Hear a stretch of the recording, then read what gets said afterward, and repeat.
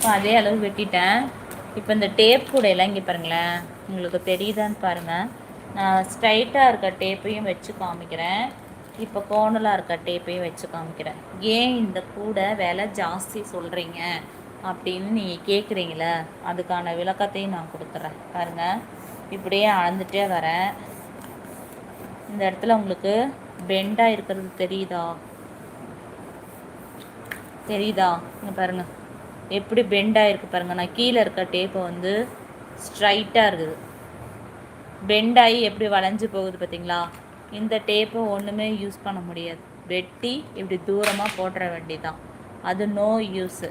இப்படி ஸ்ட்ரைட்டாக இருக்க டேப்பை வச்சு தான் இந்த கூடையை ப்ரிப்பேர் பண்ண முடியும். அப்போ தான் இந்த மாதிரி உங்களுக்கு நீட் ஃபினிஷிங் கிடைக்கும்.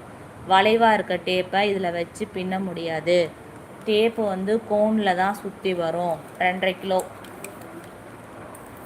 அதையும் காமிச்சிட்றேன். இந்த மாதிரி கோனில் தான் இந்த டேப்பு சுற்றி வரும். இதில் வளைஞ்சு வந்ததுன்னா, இந்த மாதிரி வளைஞ்சு வந்ததுன்னா